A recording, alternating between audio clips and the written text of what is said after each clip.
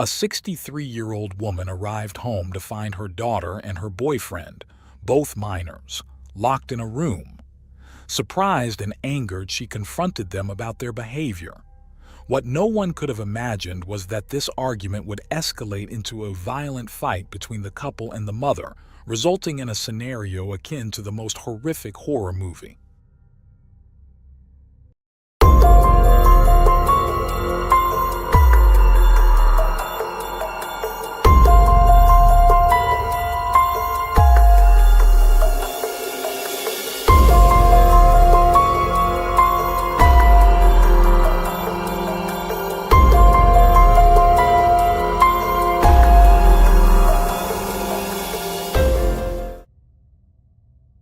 Vilma Gabriela Niño de Guzmán de la Rosa was born in Peru in the late 1940s.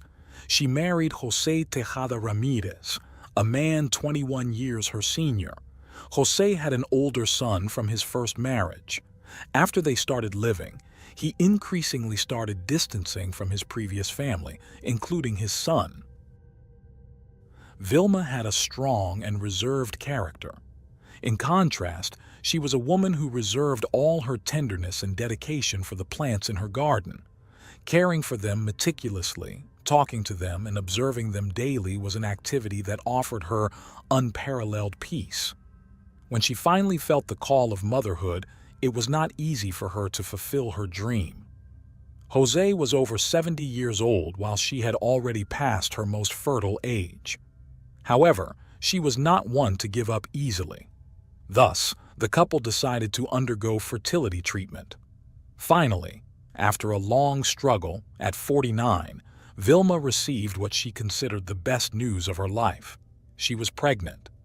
Later, when the couple learned they were expecting a girl, José felt tremendous joy. It seemed like a miracle, one he could never have imagined at his age. For her part, Vilma promised to be the best mother possible for the child. The little girl came into the world at the start of the new millennium, and they named her Stephanie. Healthy, rosy-cheeked, and cheerful, as the girl grew, she confirmed to her parents that the decision to have her had been the best. With her smile and vivacity, awakened in both a new energy and tenderness they had not known before. Over time, the girl proved to be very coquettish, feminine, and a fashion lover. Although the exact date is unknown, José suffered a stroke. While he survived, the aftermath was significant, as José was left disabled and was later diagnosed with senile dementia. Meanwhile, Vilma had to face raising her daughter alone. Her ambition was for Stephanie to become a righteous woman and, hopefully, a future doctor in medicine. However, as often happens, Stephanie's entry into puberty brought changes in her behavior. It was 2012, and suddenly, the once sweet and warm girl began showing signs of rebellion. As expected, this transformation also disrupted the mother-daughter relationship. Suddenly, that residence became the scene of constant confrontations that grew more frequent over time. Most of these fights occurred when Vilma forbade her daughter from going out with friends. For Stephanie, being locked up at home was tormenting, even perceiving it as a prison. In April of that same year, the young girl took an interest in another student from her high school named Fernando. He was a fairly calm boy, with many friends and no history of violence or rebellious behavior. When they met, it was love at first sight for him. Stephanie was not only a beautiful girl, but also confident and decisive. Thus, they quickly became a couple. At 15, Fernando felt on top of the world, capable of anything. But sometime later, everything changed. By the end of 2012, the relationship between the teenagers was tumultuous, as evidenced by a letter that Stephanie wrote to him. In her own handwriting, the young girl boasted of knowing her own charms perfectly, making it clear that if he didn't measure up, she could easily replace him with another boy. Although Vilma learned of her daughter's relationship, she initially tried not to interfere.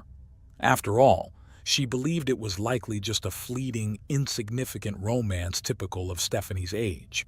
But months passed with no sign of the affair ending.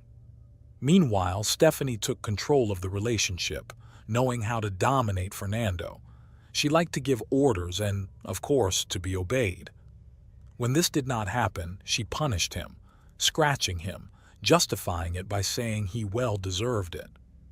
Far from leaving her or at least reacting, Fernando endured the situation, hopelessly in love, to the point of even setting aside his preferences, dignity, or social life.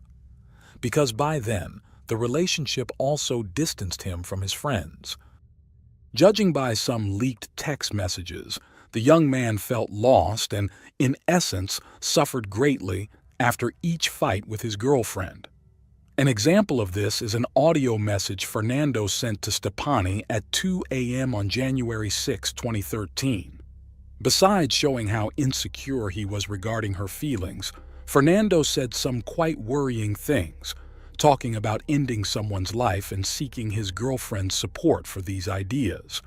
Although it was not clear to whom Fernando was referring, it was true that around that time Stephanie had started flirting with other young men.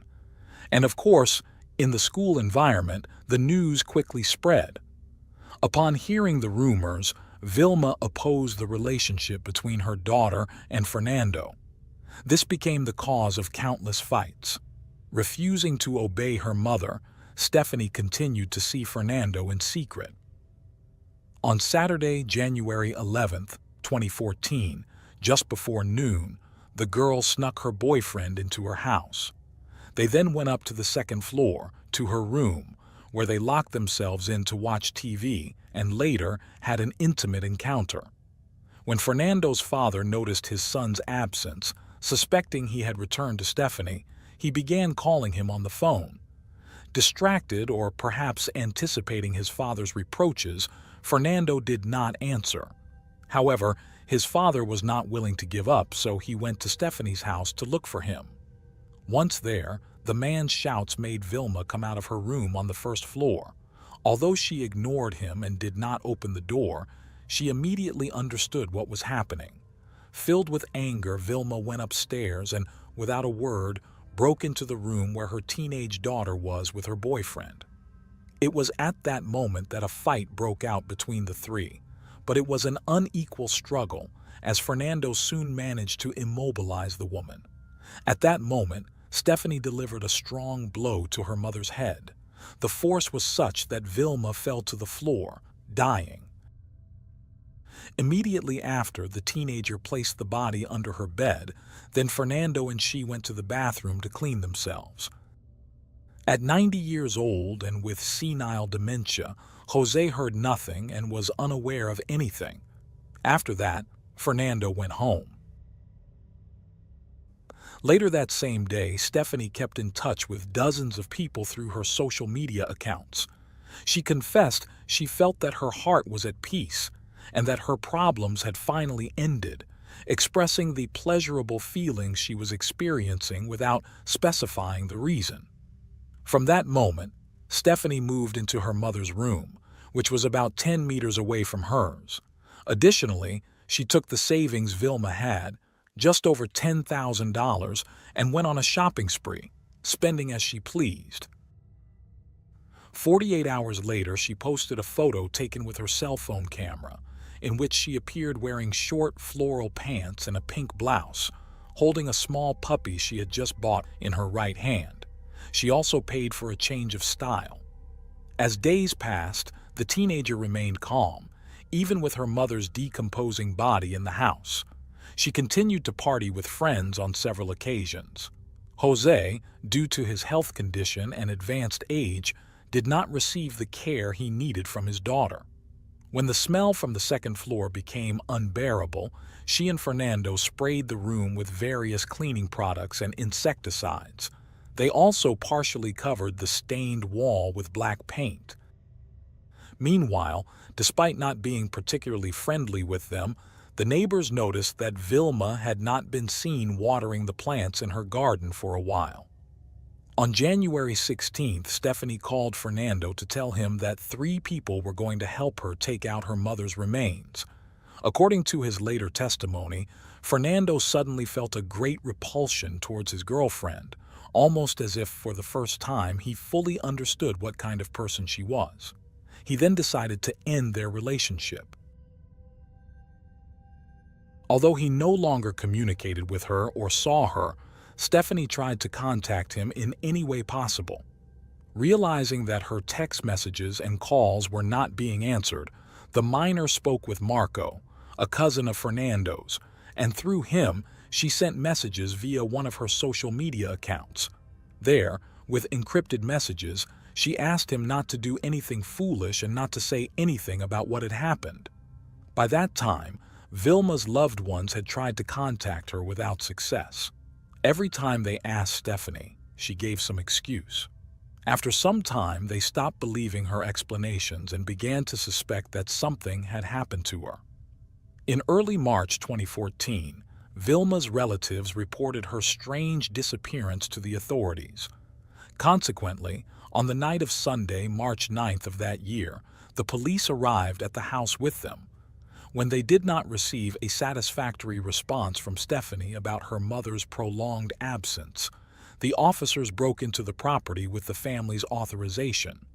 Once inside, they found Stephanie nervously giving them the runaround in an attempt to hinder the authorities' progress. But the young woman's efforts were in vain, as the strong smell and the flies buzzing all over the place only heightened the police's worst fears. Upon turning the key to the room, the macabre scene was revealed in a matter of seconds. For 57 days, Vilma's body had been there, in the room of the daughter. Forensic experts at the scene found a knife, which was taken for analysis to determine if it had been used to kill Vilma. The authorities immediately considered Stephanie the main suspect in the crime. However, in her version of events, she tried to absolve herself of any responsibility and accused Fernando. Within minutes, reporters swarmed the surroundings of the house. The head of the Criminal Investigation Division informed the press of what was known so far, based on the minor's statements. Thus, both the motive and the cause of Vilma's death were still under investigation. The 65-year-old woman's body was transferred for forensic examinations. Meanwhile, news cameras managed to enter the house and obtained images of the teenager's room. There, marks on the floor were still visible, despite the presence of several bottles of different elements, presumably used to erase them. It wasn't until the following day, Monday, March 10, 2014, that the police formalized the request to initiate a process for violation of criminal law for the crimes committed by the 14-year-old minor. Consequently, Stephanie was forced to remain in a juvenile center for the duration of the process. In the early hours of Tuesday, amidst the tumult of reporters and neighbors, agents transferred Stephanie as some of those present shouted accusations at her. Due to her status as a minor, she wore her face semi-hidden with a cap. Nevertheless, she took advantage of the cameras and microphones to defend herself. During the police interrogation, Stephanie added more details to her version of events. This time she said that her mother became enraged upon discovering her with her boyfriend and then hit her with an iron bar. At that moment, Fernando came to her defense and attacked Vilma, injuring her in the left eye. They struggled, and then he pulled out a knife. She took the blade from him and tried to attack him, but he crawled away and with another blunt object hit Vilma 3 more times in the head. The story continued with Stephanie going to the bathroom to clean the wound her own mother had inflicted on her. By that time, Vilma was already showing no signs of life, and Fernando also approached the sink to wash off the traces of the crime they had just committed. In conclusion, Stephanie only admitted to hiding the body. A few hours later, after being summoned by the authorities, Fernando appeared at the police station to give his testimony. He arrived accompanied by his father and his lawyer. The detectives heard from the young man that all responsibility for the crime lay exclusively with Stephanie. Furthermore, Fernando claimed that the girl was tired of the constant physical abuse she suffered at the hands of her mother. The boy recounted that the teenager used the same bar with which her mom had hit her several times. However, Fernando's version did not convince the police either, as he made serious contradictions during the interrogation. Consequently, the police decided that the young man should be held as the suspected co-author and accomplice of the homicide. It was up to the prosecution to decide whether to charge him. On the afternoon of March 12th, 60 days after the crime, Vilma's body was removed from the morgue and was taken directly to the cemetery, where she was buried in the presence of family and friends. One of the victim's nieces called for the maximum penalty for the two minors involved, adding that for teenagers, it seemed all too easy to kill without facing responsibilities. She also mentioned that Stephanie was very much loved by her mother and denied there was a bad relationship between them. Meanwhile, the prosecution's decision led to Fernando's arrest. The teenager was placed in a juvenile center. Experts concluded that he was a young man with a tendency towards introversion, easily influenced by a figure that generated emotional attachment. They also indicated that Fernando submitted to his partner's wishes, allowing himself to be manipulated to satisfy her desires, showing himself submissive and compliant out of fear of emotional abandonment. Regarding Stephanie, forensic psychologists saw that the young woman had psychopathological traits in her personality. Amidst the twists and turns of the case, a television report revealed that Stephanie had been influenced by another girl who was in prison for killing her mother after a heated argument on March 5, 2005.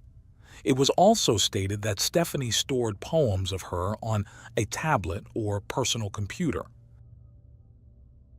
At the end of March that same year, Stephanie insisted on her innocence through a letter. There, she explained that when she misbehaved and did not obey her mother, she was hit with a towel or a notebook, but not with an iron bar. An unexpected twist was her portrayal of Fernando, whom she accused of mistreatment and threats, even against his father. The reason was simple. He was obsessed with her and aimed to socially isolate her. Lastly, she assured that she loved and respected her mother and was overwhelmed with sadness from missing her father so much. In this story, Jose too was a victim of circumstances, even though he was unaware of what was happening around him. The elderly man was left at the mercy of Vilma's family. When the firstborn finally learned of the crime and traveled from Brazil, he found that Vilma's family refused to let him see his own father. After turning to the authorities, Jose's son was finally able to rescue him. He found his father in a state of neglect and uncleanliness, and they were unable to find his documents anywhere in the house. Consequently, his lawyer reiterated his request for the relevant agency to expedite the delivery of this documentation. Without it, neither Jose nor his son could claim his pension. The entire country remained attentive to any new detail, even those concerning the daily life of the main suspect. Once transferred to a new center, Stephanie made headlines again when it was revealed that she shared a third-year classroom with another minor accused of a similar crime, Rosalinda. Her case was also highly publicized in Peru. The young girl, who had suffered excessive abuse at the hands of her mother, retaliated against her and took her life. The director of the juvenile center told a Peruvian TV program that the two girls had no problems adapting to the group and also showed acceptable performance. According to her, as part of her job, it was not her place to judge them. Instead, it was necessary to do everything possible as a system to reintegrate them into society. The young women could be confined there until they turned 20. As Peruvian law only imposes a maximum of 6 years of readaptation in juvenile centers for crimes committed by minors. For adults, The country's legislation imposes up to 35 years of effective imprisonment for those responsible for these crimes. On the night of Thursday, April 10, 2014, the crime reconstruction took place. During this, the young woman smiled, made victory gestures, and showed no remorse. Fernando also participated, but, unlike Stephanie, chose not to speak to the press and preferred to hide his face, wearing a bulletproof vest at all times. Both arrived from their respective juvenile centers and had no contact with each other during the procedure. However, coldly and without showing regret, they attacked and accused each other. Upon leaving the scene, Stephanie began to play with her hair as the cameras from photographers and television stations focused on her. Meanwhile, Fernando's defense argued that the accusation against their client was full of contradictions. The psychological assessment of the crime scene, conducted by experts, found evidence of cruelty, planning, and simulation of the events, including the use of air fresheners and wall paint to hide blood traces. Days later, Jose visited his daughter for the first time. Still coming to terms with the events and remembering little, he hoped Stephanie would tell him everything. After leaving, following a 2-hour visit, he mentioned that his daughter blamed her former boyfriend for the crime, insisting to him that she was incapable of such evil. Jose carried with him a gift from his daughter, a pink heart saying she loved him. In the second half of April 2014, Stephanie's situation worsened when investigations into her cell phone uncovered threatening messages she had sent Fernando. These texts were retrieved by the young man's family for use in court, aiming to prove that Stephanie had planned the crime. By the end of July 2014, the prosecution formally charged Stephanie as the perpetrator of her mother's murder, with Fernando deemed an accomplice to the crime. In both cases, the public ministry requested 6 years of detention in a juvenile center and a compensation payment of $1,300. The prosecution's conclusions were based on the autopsy report, psychological assessments, and the crime scene psychological appraisal. Exclusive footage of Fernando in court was captured by a television camera. Walter, Fernando's father, was outraged by the verdict, insisting that there was no evidence incriminating his son.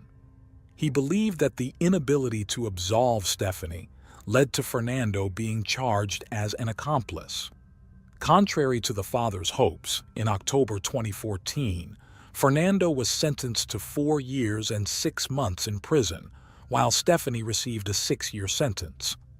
After serving their sentences, Stephanie and Fernando were released, with no further updates on their lives made public.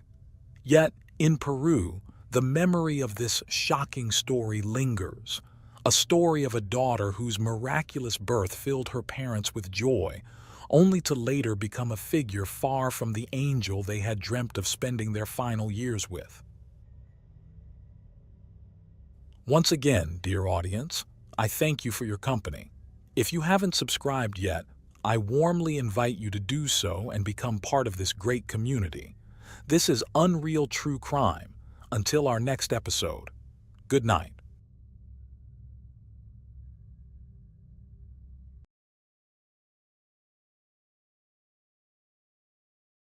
The Horrible Case of Peter Porco.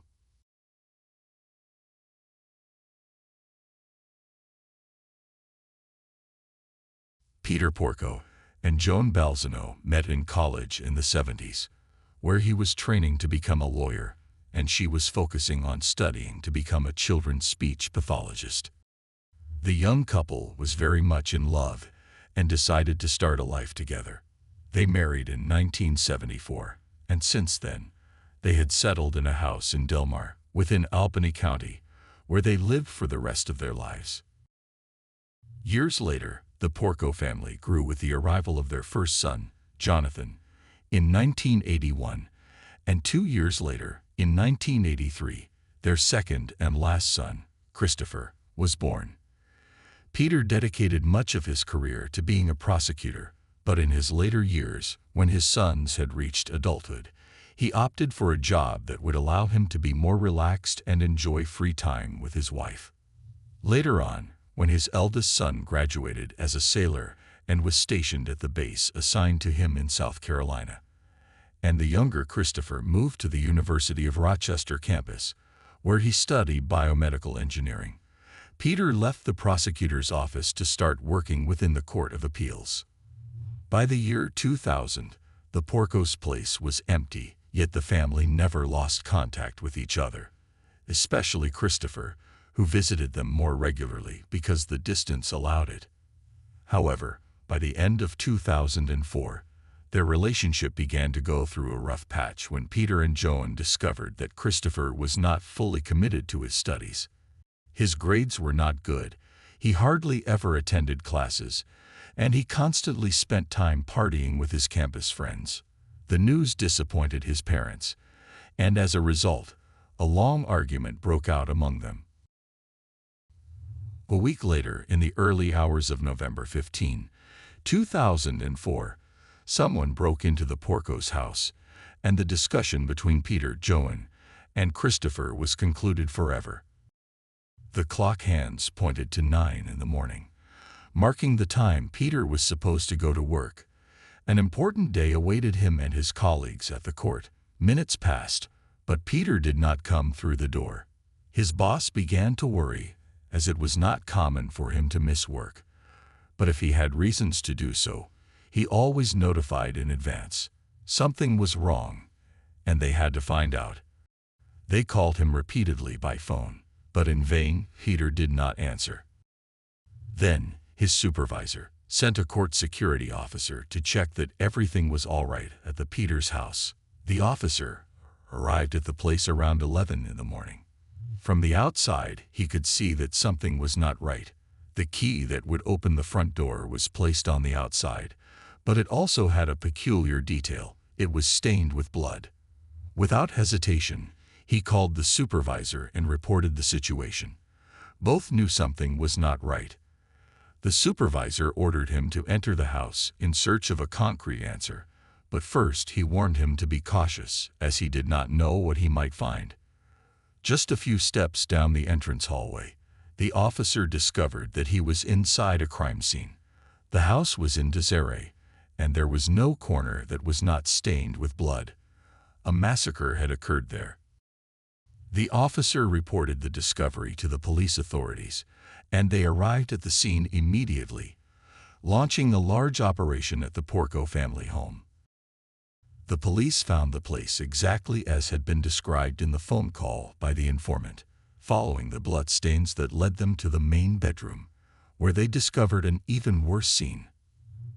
On the matrimonial bed lay Joan, Peter's wife, who had also sustained severe injuries from the attacker, with the axe used as a weapon beside her.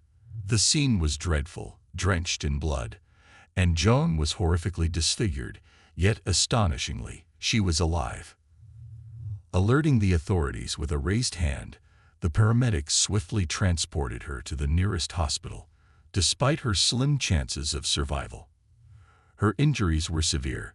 Her skull was fractured, exposing her brain. Her jaw was shattered, and she had lost an eye, rendering her survival nearly impossible. In the ambulance, a case investigator seized the opportunity to question her. Aware of her surroundings yet unable to speak, Joan communicated through head movements. When asked if she recognized the attacker, she nodded, denying Jonathan as the assailant and confirming Christopher with another nod. Her repeated affirmation left no doubt. Christopher, her son, was the attacker. The paramedics, bearing witness to this critical testimony, urged caution in further questioning to prevent jeopardizing her condition. Upon arrival at the hospital, Joan underwent a 12-hour surgery, with her survival far from assured. Meanwhile, investigators, armed with the accused's identity, embarked on a thorough search for evidence to solidify Christopher's guilt. Returning to the crime scene, they meticulously examined every detail, piecing together the sequence of the attack.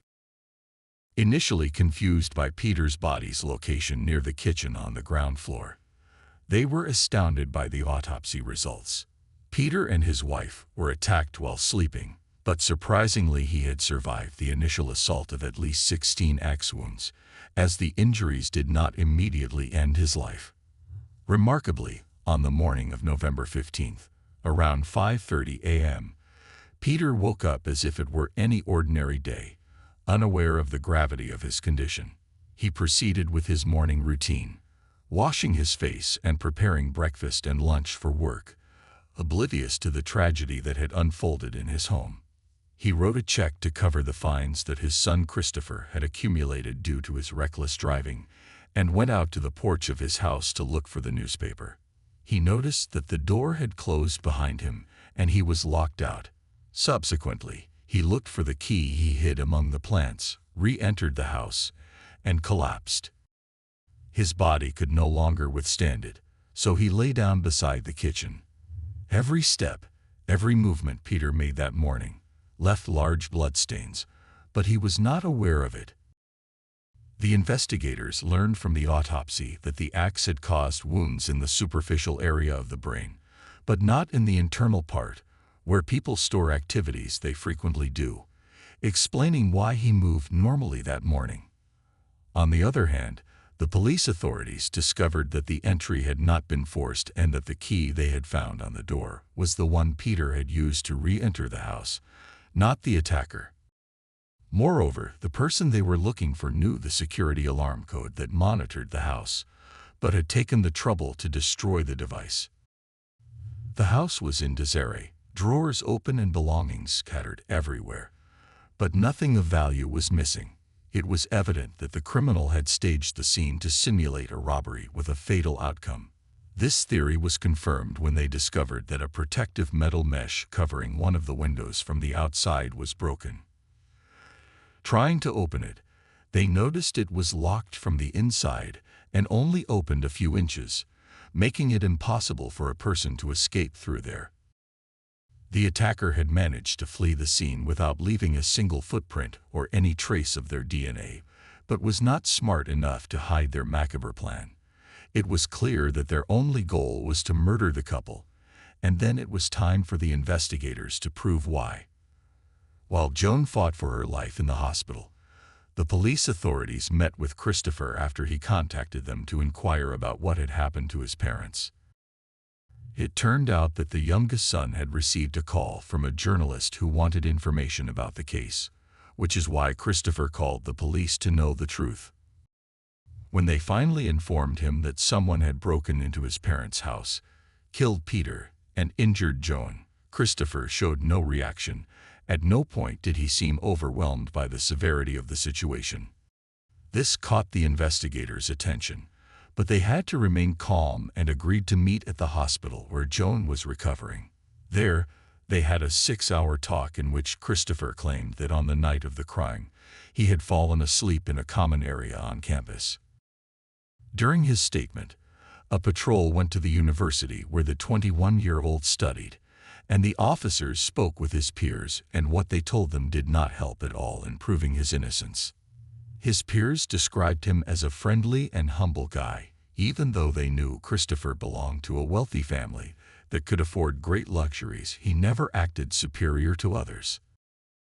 The police were alerted by these statements, as they knew the Porco family had a good socio-economic status, but they were far from being rich. They then understood that the young man had been lying to his friends all this time. On the other hand, the young students assured that they had seen Christopher on the afternoon of November 14th, in the common area where they gathered to watch television, and also in the morning of the 15th, but he had not been there during the night by any means. Everything began to indicate that Christopher was the only suspect, but then, 3 weeks after the incident, Joan woke up from the medically induced coma she had been in, and the investigation took an unexpected turn. The crime survivor was notified about the accusation she had made against her son, minutes before being admitted to the hospital. At that moment, Joan denied what the investigators were informing her. She said it was impossible that she had made such an accusation. She didn't remember anything from that day, and it was impossible that Christopher would attack them in that way. When she regained consciousness, Joan suffered from short-term memory loss, perhaps due to the trauma she had experienced, or maybe she just wanted to defend her son. The truth was that as soon as she denied Christopher being responsible for killing her husband, the investigation abruptly regressed. Thus, the progress they had made until then was paused for a moment. The authorities were forced to consider other possible lines of investigation that did not involve Christopher, so they decided to turn the search towards Peter's job. Since the man worked in the Court of Appeals, where family cases were usually presented as part of his job, some time ago, Peter had denied a man custody of his children. The violent reaction of that individual was accompanied by murder threats directed at Peter, which numerous witnesses were able to testify. The investigators pursued this theory and met with the possible suspect. However, it turned out to be a waste of time, as the man had a solid alibi. The agents returned to Theory 1. No one knew where Christopher had been on the night of November 15th. They then reviewed the timeline in which the house alarm had been deactivated, marked around 12:15 in the morning. At that same moment, the telephone lines had been cut. Then they knew they were back in operation around 5 in the morning. Furthermore, they accessed Peter's private information, specifically his email. What they found there were clues that brought them closer to their main suspect. Once again, everything led to Christopher. A week before the murder, Peter sent an email to Christopher, informing him that he had learned from his bank that he had taken out a $31,000 loan without his authorization. The man expressed his anger and disappointment in that message for having lied to him, and warned him that if it happened again, he would have to report him. Subsequently, he clarified to his son that Joan, his mother, was worried about his actions, wanted to see him, and that whatever happened, they could solve it. The investigators had found a compelling motive for Christopher to decide to end his parents' lives, but now it was time to find concrete evidence. They went once again to the university and requested access to the security cameras, and that's how they saw the footage capturing the yellow Jeep, which belonged to the suspect, leaving the campus on the night of the 14th, around 10:30 p.m. According to the agent's calculations, if Christopher had driven on the highway, he had enough time to reach his parents' house by 2 a.m. They needed to prove that he was driving the vehicle, so they approached the toll booths on the highway that connected the university to the house in Delmar. The employees assured they had seen a yellow Jeep that night. They remembered it because it was speeding. One of the witnesses said it was a young white male, but still, a piece of evidence was missing to effectively prove it. Then, the investigators embarked on a meticulous job. They knew that those who passed through the tolls received a ticket, which they then had to present at the next one to be charged the corresponding rate. These tickets were stored in boxes by the employees, who always operated with gloves. They requested the box containing all the tickets collected that day and sent them to be analyzed, one by one, in a laboratory in order to obtain Christopher's DNA from one of them. And so it happened. One of the tickets had been handled by the boy. Everything fit perfectly. They finally had what they needed to arrest him. It took the authorities a year of investigation, and in that way, they managed to arrest Christopher Porco for murdering his father and attempting to do the same with his mother. To regain his freedom, he had to pay a bail of $250,000, which paradoxically, Joan Porco and her friends took care of collecting so that Christopher could return to his regular life. The young man moved in with his mother while waiting to stand trial. During this period, Joan continued insisting to the authorities to leave her son alone and raised her discontent in a public letter, which was released in the media. In it, she asked the investigators to stop pursuing her son and to focus on finding the real criminal. But after several more months, the time for the trial came. Christopher arrived at the venue accompanied by his mother, whom he was arm in arm with, and the round of statements began. The prosecution presented all the evidence positioning Christopher as the sole responsible for the atrocious crime, while the defense attempted to exonerate him by questioning certain aspects.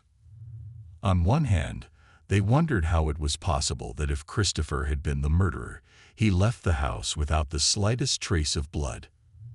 On the other hand, they claimed he could never have driven to his parents' house because no young person has that much cash on hand to stop for gasoline and pay at the toll booths.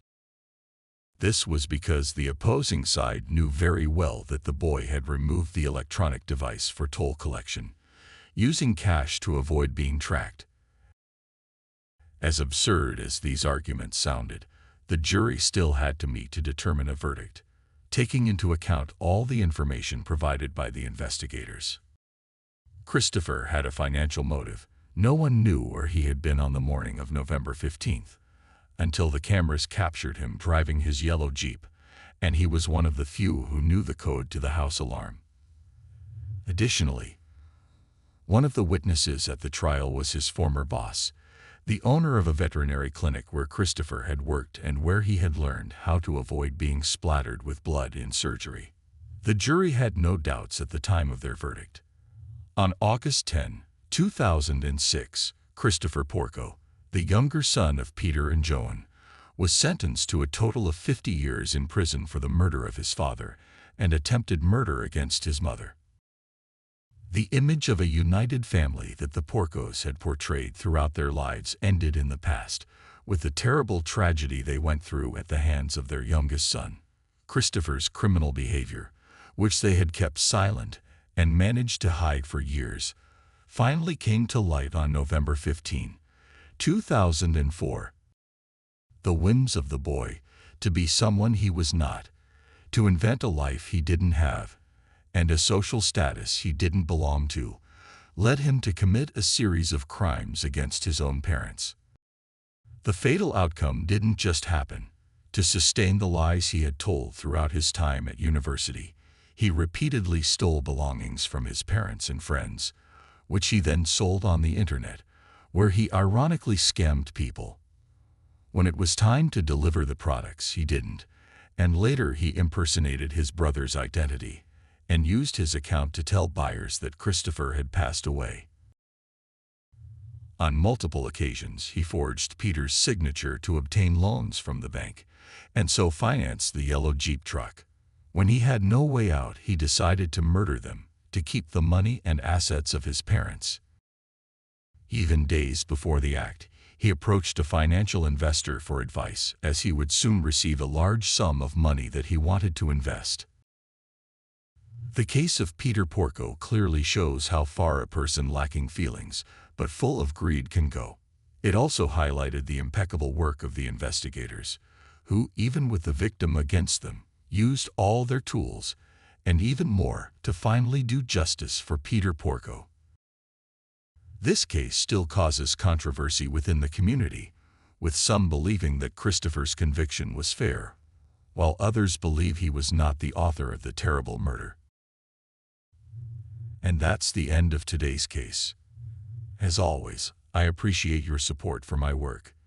If you subscribe, like, and share this video, it will help me continue creating content. This was another episode of Unreal True Crime. See you soon.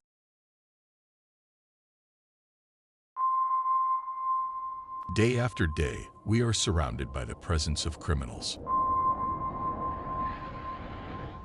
We are spectators to the deepest darkness in human actions,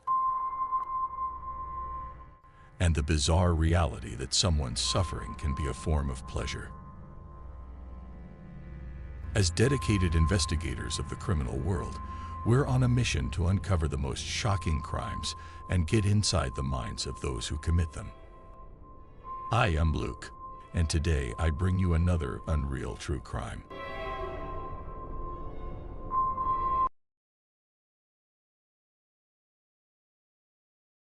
The horrible case of Elliot Rodger.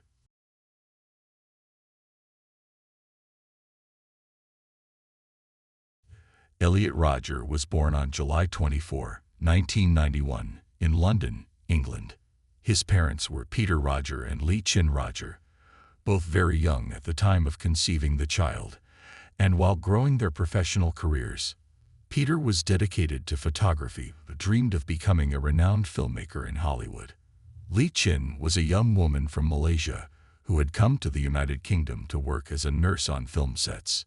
Thanks to her job, she had the necessary contacts to fantasize about the idea of moving the family to the United States, where big dreams come true.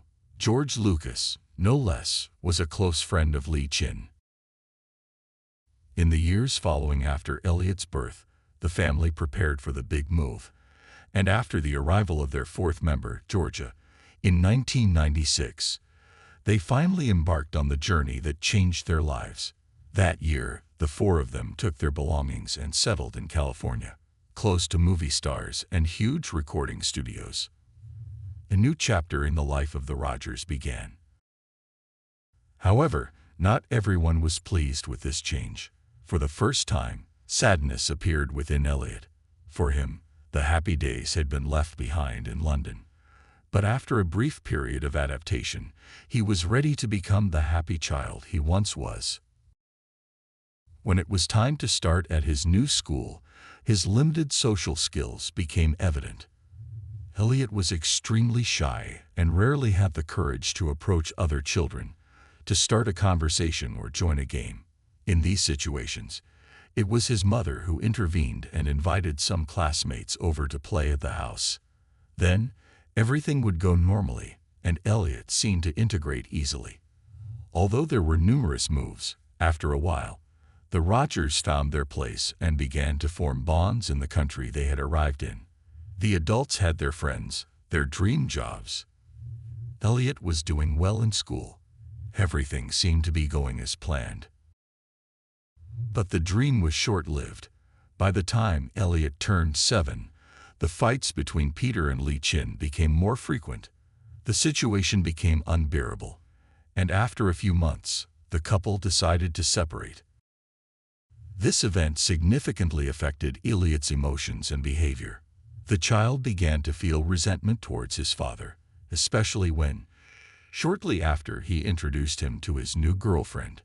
He couldn't believe what he was doing to his mother.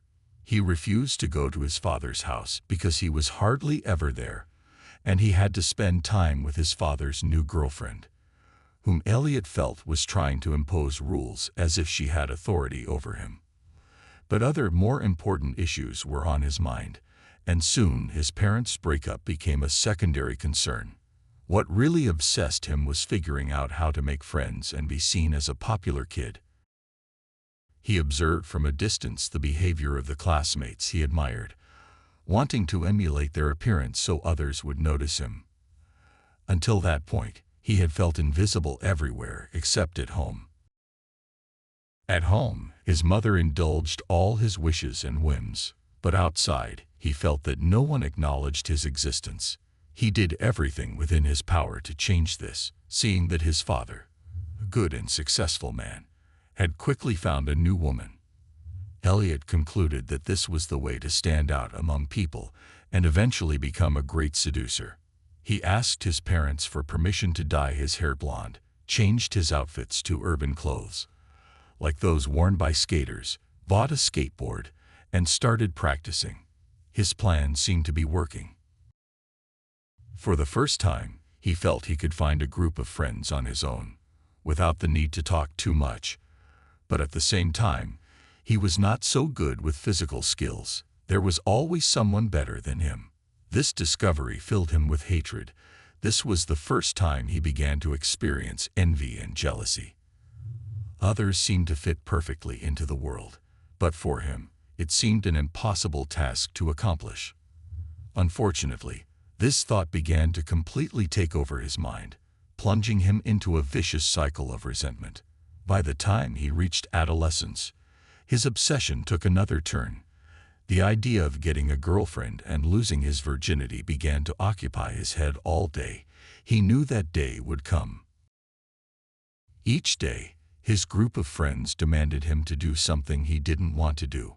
He himself claimed that he was desperate to catch the attention of women, to receive the love that had been denied to him so far, to lose the virginity that made him look as a loser. Time kept passing, and he was still unable to achieve his goal. He couldn't understand why women didn't notice him, why they didn't choose him and preferred to go out with unoriginal boys, only dating good-looking guys whom he considered stereotypes. After constant frustrations, which accumulated from failed attempts to relate to other people, he immersed himself in the world of video games. There he found an escape from the harsh reality he faced daily. He distanced himself from the few friends he had managed to make with the help of his mother, and fully delved into the parallel universe of role-playing games, losing interest in everything else. At school, they began to bully him for being the quiet and calm boy, and also mocked him for his fear of talking to women. When the situation became unbearable, his parents decided to change his school. However, this measure turned out to be even worse, as he was sent to a school with a larger number of students than the previous one, which caused him overwhelming anxiety. At that establishment, he also suffered bullying from his classmates. He then begged his parents not to send him back to that place. Complying with his request, they decided to send him to a smaller, part-time institution. Elliot felt more comfortable there, but still, none of his classmates were to his liking. The hatred for people was already entrenched in him. He saw himself as superior to others, who were incapable of noticing him.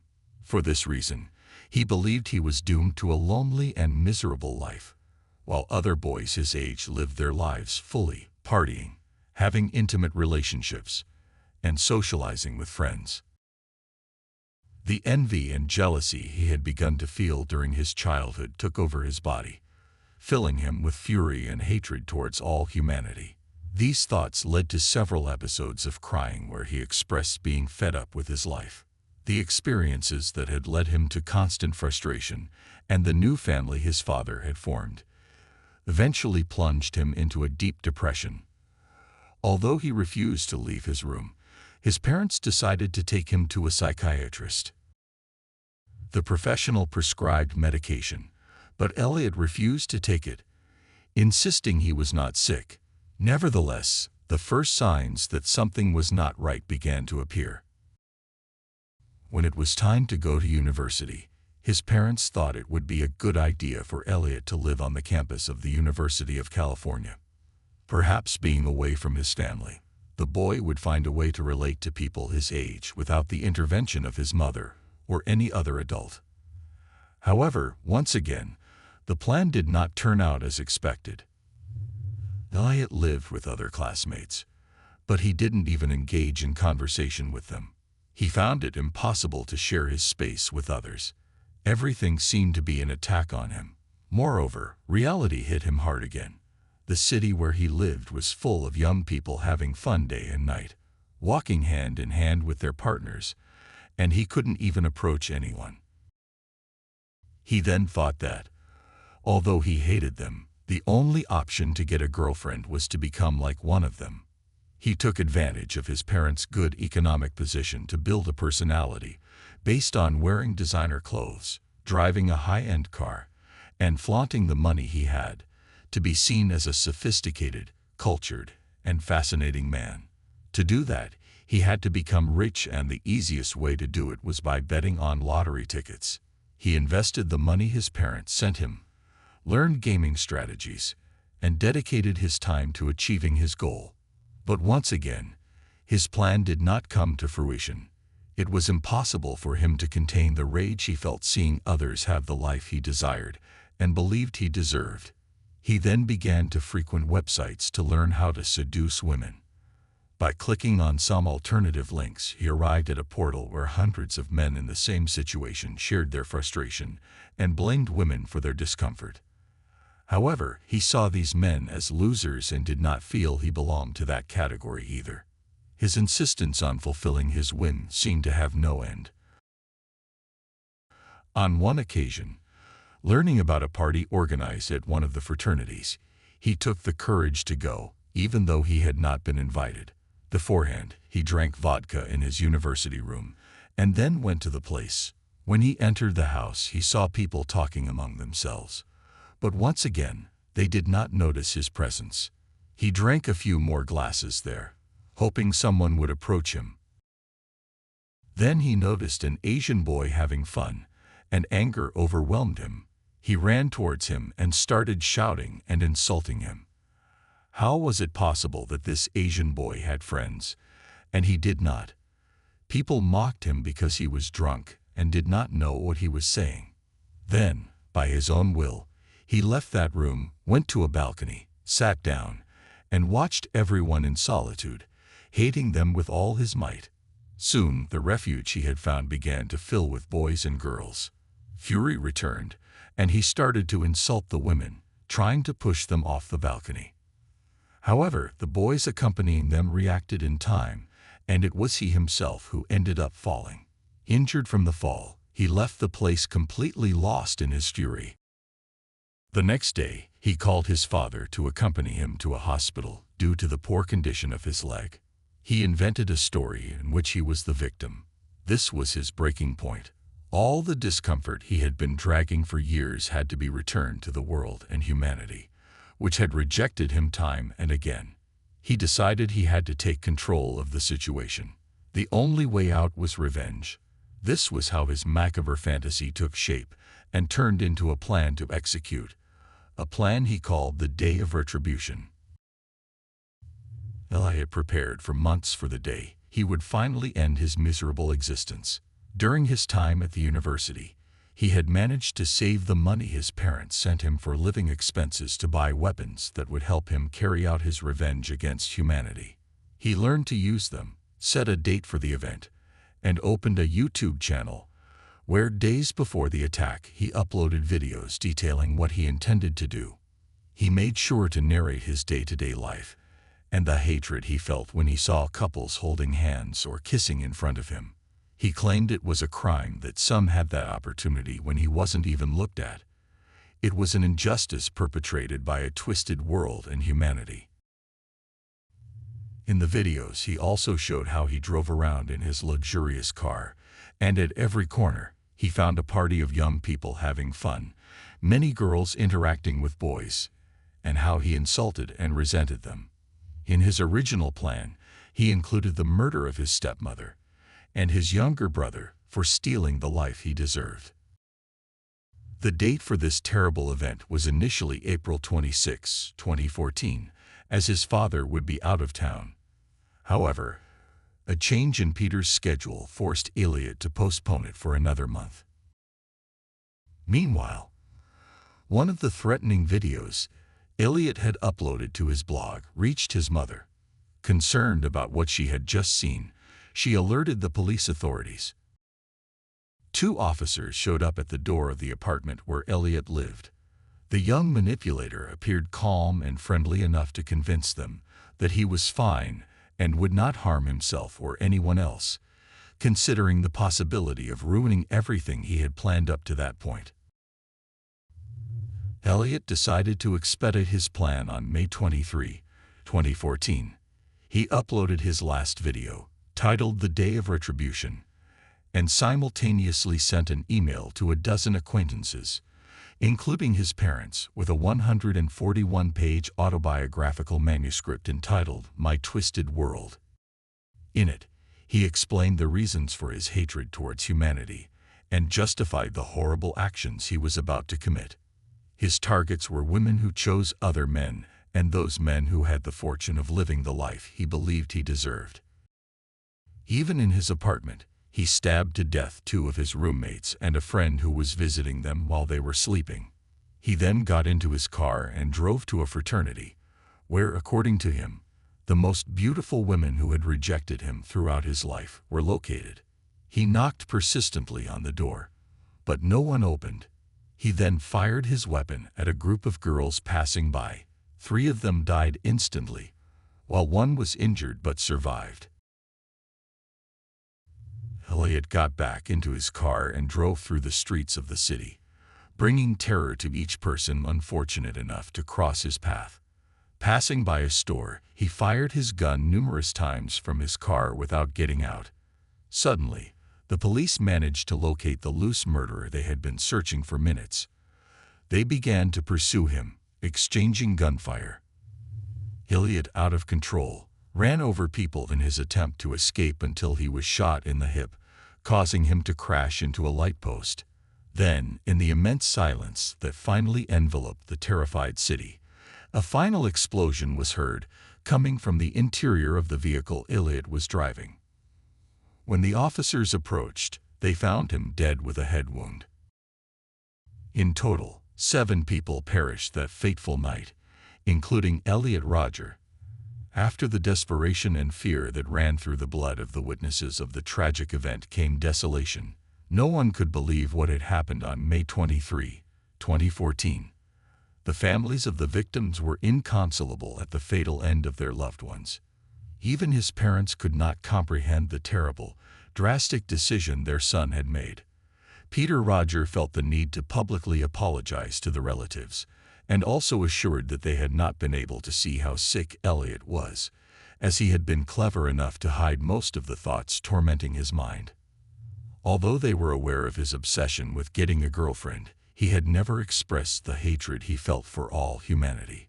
Peter assured that he would live tormented for the rest of his days, knowing that his son took the lives of innocent people due to severe disorders that had not been detected in time. Although they were aware of his obsession with getting a girlfriend, he had never expressed the hatred he felt for all humanity. Peter assured that he would live tormented for the rest of his days, knowing that his son took the lives of innocent people due to severe disorders that had not been detected in time. In this account, Rodger recounted that as soon as his ex-wife received the email containing the manuscript, she called him desperately to warn him that something bad was about to happen. They believed Elliot was going to take his own life. They then drove to meet him and convince him not to do anything rash. But by the time they arrived at the place, the attack had already started, and the news from the police was the death of their son and 6 other people. In an attempt to remedy what Elliot caused, Elliot's parents dedicated their days to joining the fight for improvements in the health system and against gun possession. The case of Elliot Rodger demonstrated that once again, an entire system failed to protect people's integrity. When officers arrived at his apartment, they discovered his collection of knives and other sharp objects, as well as his writings and books about mass murderers. Mental health professionals were also unable to recognize that they were dealing with a severe narcissist, an antisocial person lacking empathy, who endangered his life and others, but they managed to deduce it after his act of revenge. What is even more striking is that while for some, Elliot Rodger was a heartless murderer, for others, he represented someone who did justice for people who feel invisible. And that's the end of today's case. As always, I appreciate your support for my work. If you subscribe, like, and share this video, it will help me continue creating content. This was another episode of Unreal True Crime. See you soon.